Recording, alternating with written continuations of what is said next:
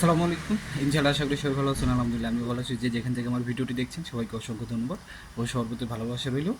আজকে আমি জাস্ট আপনাদেরকে রিকোয়েস্ট করব যে আপনারা পুরোটা ভিডিওটা দেখবেন এবং ভিডিওটা দেখার পরে আপনারা শেয়ার করে দেবেন। ছোট করে একটু ভিডিও শুরু করার আগে বলে দিই যে আজকে সরাসরি ভিএফএস গ্লোবাল ঢাকা গুলশানে যে নাফি টাওয়ার সেখানে সরাসরি অ্যাম্বাসিডার গিয়েছিলেন। তো এই বিষয়ে আলোচনা করব। আর দুইটা টপিক আছে, এই দুইটা টপিকে নিয়ে আলোচনা করব যেটা অত্যন্ত মোস্ট ইম্পর্ট্যান্ট আজকের ভিডিওর জন্য। তো অবশ্যই ভিডিওটা পুরোটা সবাই দেখার চেষ্টা করবেন।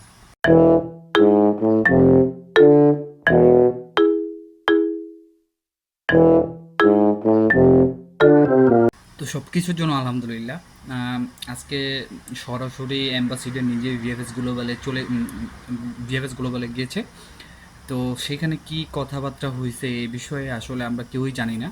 তবে আপনাদের আমি এতটুকু আশ্বাস দিতে পারি যে আপনারা খুব শীঘ্রই যে পুরানো ফাইলগুলি আছে এগুলো আপনারা পেয়ে যাবেন। আর এমনও হতে পারে যে আপনারা সিরিয়াল বাই সিরিয়াল ভিএফএস গ্লোবালে ধরেন যাদের পাসপোর্ট আছে আপনারা এখন ধরে যারা পান নাই, আপনারা সিরিয়াল বাই সিরিয়াল পুরনো তারা তারা এইভাবে আপনাদেরকে একটা লিস্ট দিয়ে দিতে পারে যে 2023 সালে August, September, October, November, December বা এরকম বিগত পিছনে 5 মাসে এত তারিখ থেকে এত তারিখ পর্যন্ত যারা ভিএফএস গ্লোবালে ঢাকা, সিলেট, চট্টগ্রামে যারা পাসপোর্ট জমা দিয়েছিলেন নুরুস্তা সহ, আপনারা দয়া করে ঢাকার নাফি টাওয়ারে আসবেন এবং আপনাদের পাসপোর্ট নিয়ে যাবেন। আপনাদের পাসপোর্টটা রেডি আছে। এইভাবে তারা এই কাজটা করতে পারে, সবাইরে অনলাইনে নাও মেসেজ দিতে পারে। এটা আমি আপনাদেরকে একটা ধারণা দিলাম, এটা হতে পারে।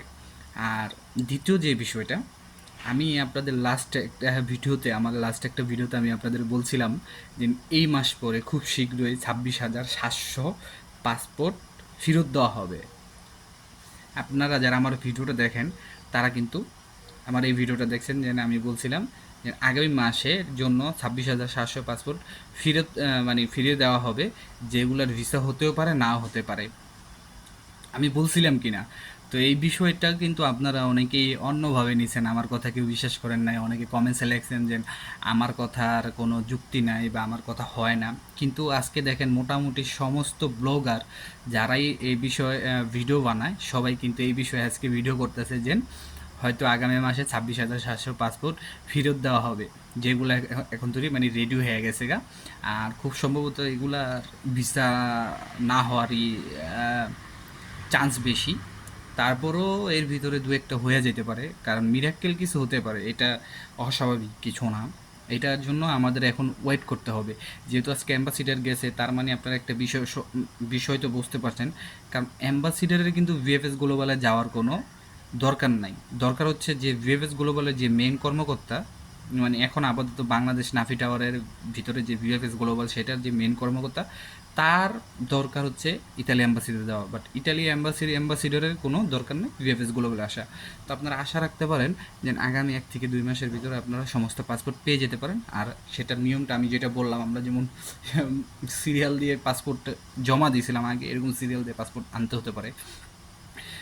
সেকেন্ড যে বিষয়টা সেটা হচ্ছে অ্যাপয়েন্টমেন্টের বিষয়। আমি অ্যাপয়েন্টমেন্টের বিষয়ে আপনাদেরকে এটাও আমি বলছিলাম যে আপনারা যারা এখন ধরে অ্যাপয়েন্টমেন্ট পান না, 31শে মার্চের পর থেকে আবেদন করছেন 5 এপ্রিল পর্যন্ত, আপনারা আপনাদের যে ইমেলটা পাঠাইছেন সেটার ফটোকপি নিয়ে আপনারা ভিএফএস গ্লোবালে ঠিক দুপুর 3:30 থেকে 4:30 পর্যন্ত আপনাদেরকে ইনফরমেশনের যে সময়টা সেই সময়টাতে আপনাদের দেখা করতে হবে।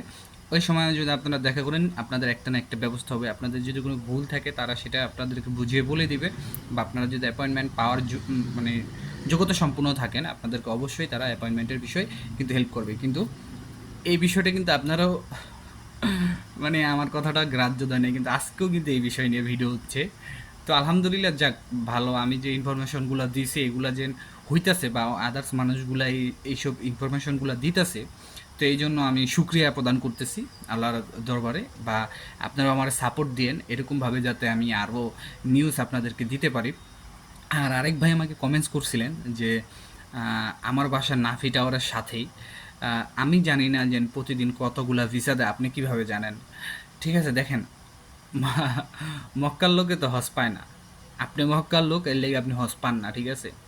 বাট আপনার মতো এরকম যারা আছে, মনে করেন দিনের পর দিন ওইখানে পড়ে থাকে, কী জন্য জানেন?